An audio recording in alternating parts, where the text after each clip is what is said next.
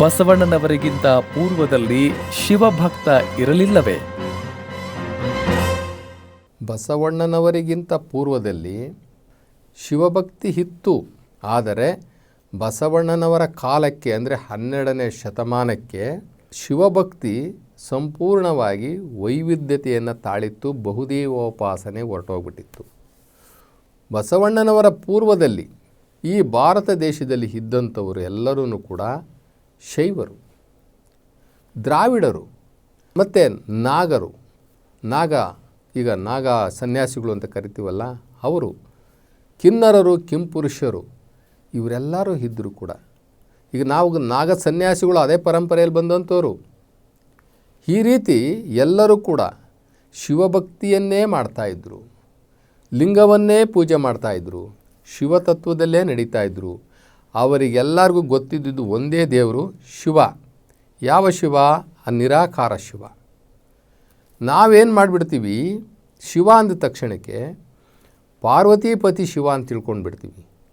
ಪಾರ್ವತೀಪತಿ ಶಿವನ ಹೆಸರು ಮೂಲವಾಗಿ ಶಂಕರ. ಆ ಶಂಕರನೂ ಸಹ ಒಬ್ಬ ಶಿವಭಕ್ತ. ಆ ಶಂಕರನೂ ಒಬ್ಬ ಲಿಂಗಭಕ್ತ, ಒಬ್ಬ ತಪಸ್ವಿ, ಒಬ್ಬ ಮಹರ್ಷಿ.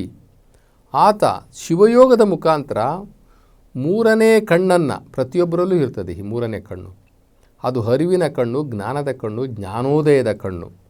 ಆ ಕಣ್ಣನ್ನು, ಮೂರನೇ ಕಣ್ಣನ್ನು ಜಾಗೃತ ಮಾಡಿಕೊಂಡಂತಹ ಮಹಾತ್ಮ, ಮಹಾನುಭಾವ, ಮಹರ್ಷಿ ಅವನು ಶಂಕರ, ಪಾರ್ವತೀಪತಿ. ಆದ್ದರಿಂದ ಪಾರ್ವತೀಪತಿ ನಮಗೆಲ್ಲರಿಗೂ ಆದರ್ಶ.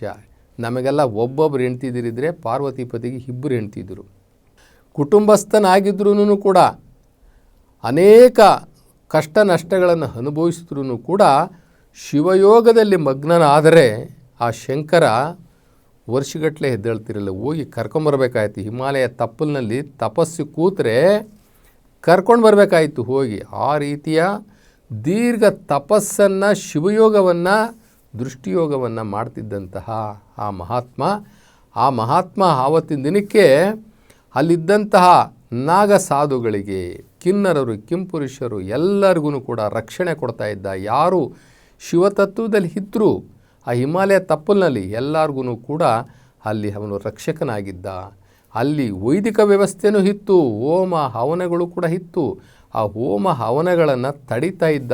ಯಾಕೆ ಅಂದರೆ ಹೋಮ ಹವನಗಳನ್ನು ಮಾಡೋದ್ರ ಮುಖಾಂತರ ದೇವರನ್ನು ಮೆಚ್ಚಿಸಿಕೊಳ್ಳೋಕ್ಕಾಗೋದಿಲ್ಲ. ದೇವರಿಗೆ ಬೇಕು ಧ್ಯಾನ, ದೇವರಿಗೆ ಬೇಕು ಯೋಗ, ಆ ಶಿವಯೋಗ ಬೇಕು. ಶಿವಯೋಗ ಮಾಡೋದ್ರ ಮುಖಾಂತರ ಆತ್ಮ ಮತ್ತು ಪರಮಾತ್ಮನ ಸಂಬಂಧವನ್ನು ಬೆರೆಸಬಹುದು.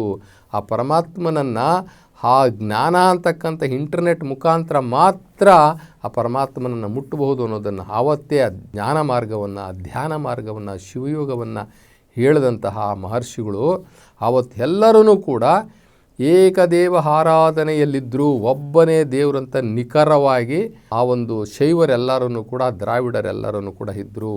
ಆದರೆ 12ನೇ ಶತಮಾನದ ಬಸವಣ್ಣನವರ ಕಾಲಕ್ಕೆ ಏನಾಯಿತು ಅಂತಂದರೆ, ಆ ನಿರಾಕಾರ ಲಿಂಗಗಳಿಗೆ, ಆ ನಿರಾಕಾರ ಸ್ವರೂಪದ, ಆ ನಿರಾಕಾರ ಪರಮಾತ್ಮನ ಸಾಕಾರ ಕುರುಹಾಗಿರ್ತಕ್ಕಂಥ ಆ ಲಿಂಗಗಳಿಗೆ ಈ ಶಂಕರನ ಮುಖವಾಡ ಹಾಕಕ್ಕೆ ಶುರುವಾಗಿಬಿಡ್ತು. ಆ ಶಂಕರ ಅಷ್ಟೊತ್ತಿಗೆ ಸತ್ತೋಗಿದ್ದ. ಆ ಶಂಕರ ಅಂದರೆ ಪಾರ್ವತೀಪತಿ ಆ ಶಂಕರನ ಮುಖವಾಡಗಳನ್ನು ಲಿಂಗಕ್ಕೆ ತೋಡಿಸಿಬಿಟ್ರು. ಲಿಂಗಕ್ಕೆ ತೋಡಿಸಿ ಆ ನಿರಾಕಾರ ಶಿವನ ಒಂದು ಹಿನ್ನೆಲೆ ಏನಿತ್ತು, ಅದರ ಹಿಂದಿನ ತತ್ವ ಏನಿತ್ತು, ಆ ತತ್ವ ಹಾಳು ಮಾಡಿಬಿಟ್ರು.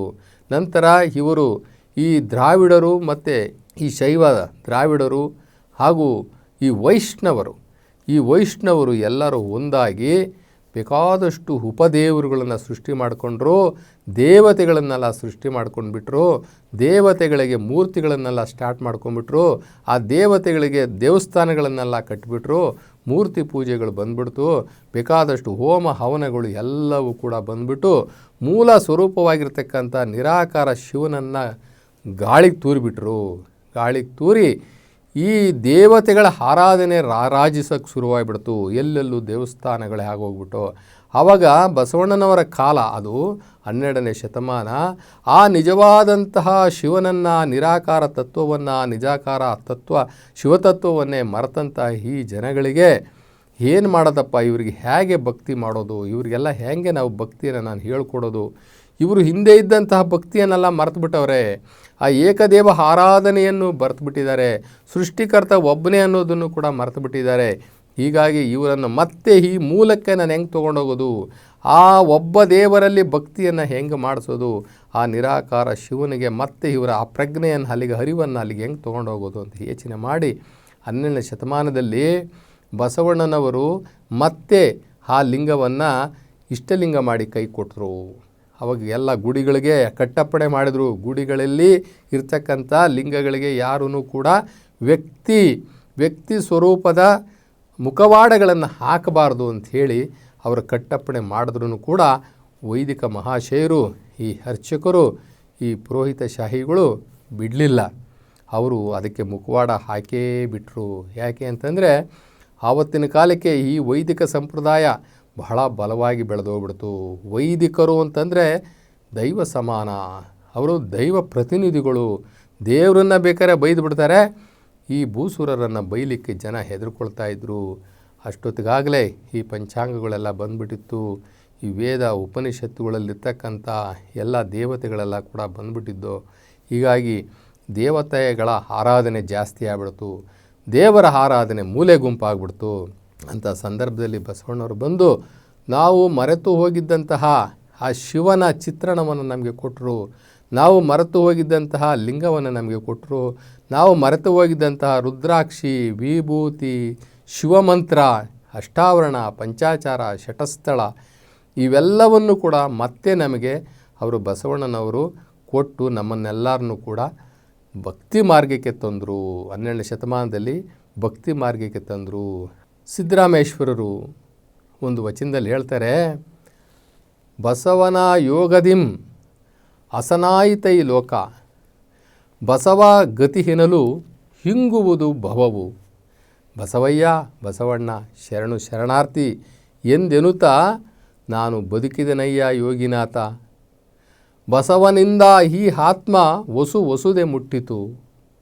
ಬಸವನೇ ಶಿವಭಕ್ತಿ ಬೀಜವಾಗಿ, ಬಸವನೇ ಕರುಣದಿಂದ ನಾನು ಬದುಕಿದನಯ್ಯ, ಬಸವನಿಂದಾದನು ಯೋಗಿನಾಥ ಅಂದ್ಬಿಟ್ಟು ಸಿದ್ದರಾಮೇಶ್ವರರು ಹೇಳ್ತಾರೆ. ಕಲ್ಯಾಣ ಪಟ್ಟಣದಲ್ಲಿ ಎಲ್ಲ ಅಸ್ಪೃಶ್ಯ ಸಮಾಜದವರನ್ನೆಲ್ಲ ತಂದು ಅವರಿಗೆ ಶಿಕ್ಷಣವನ್ನು ಕೊಟ್ಟು ಬ್ರಹ್ಮಜ್ಞಾನವನ್ನೆಲ್ಲ ಕೊಟ್ಟು ಅವರಿಗೆ ಅಕ್ಷರಸ್ಥರನ್ನಾಗಿ ಮಾಡಿ ಅಲ್ಲಿ ಒಂದು ದೊಡ್ಡ ಶಿವಭಕ್ತಿಯನ್ನು ಆರಂಭ ಮಾಡ್ತಾರೆ. ಆ ಶಿವಭಕ್ತಿಯನ್ನು ಮತ್ತೆ ಪುನರ್ ಪ್ರತಿಷ್ಠಾಪನೆ ಮಾಡಿ ಹೇಳ್ತಾರೆ, ಆ ಕಲ್ಯಾಣವನ್ನು, ಆ ಸ್ವರ್ಗ ಶಿವಲೋಕವನ್ನು ಕೂಡಿಸುವಂಥ ನಿಚ್ಚಣಿಕೆಯಾದರು ಬಸವಣ್ಣ, ಅಂದರೆ ಏಣಿಯಾದರು ಬಸವಣ್ಣ ಅಂತ ಹೇಳ್ತಾರೆ ನಮ್ಮ ಹಲ್ಲಮ್ಮ ಪ್ರಭುಗಳು. ಕಲ್ಯಾಣವೆಂಬ ಪ್ರಣತೆಯಲ್ಲಿ ಭಕ್ತಿ ರಸವೆಂಬ ತೈಲವನ್ನು ಎರೆದು ಆಚಾರವೆಂಬ ಭಕ್ತಿಗೆ ಬಸವಣ್ಣನೆಂಬ ಜ್ಯೋತಿಯ ಮುಟ್ಟಿಸಲು ತೊಳಗಿ ಬೆಳಗಿತ್ತಯ್ಯ ಆ ಶಿವನ ಪ್ರಕಾಶ. ಆ ಬೆಳಗಿನೊಳಗೆ ಒಪ್ಪುತ್ತಿದ್ದರಯ್ಯ ಅಸಂಖ್ಯಾತ ಭಕ್ತಗಣಗಳು. ಶಿವಭಕ್ತರಿದ್ದಂತಹ ಕ್ಷೇತ್ರ ಅವಿಮುಕ್ತ ಕ್ಷೇತ್ರವೆಂಬುದು ಹುಸಿಯೇ, ಶಿವಭಕ್ತರಿದ್ದ ದೇಶ ಪಾವನವೆಂಬುದು ಹುಸಿಯೇ. ಗುಹೇಶ್ವರ ಲಿಂಗದಲ್ಲಿ ಎನ್ನ ಪರಮಾರಾಧ್ಯ ಸಂಗನ ಬಸವಣ್ಣನನ್ನು ಕಂಡು ಬದುಕಿದೆನು ಕಾಣ ಸಿದ್ದರಾಮ ಅಂತೇಳ್ಬಿಟ್ಟು ಅಲಮಪ್ರಭುಗಳು ಹೇಳ್ತಾರೆ.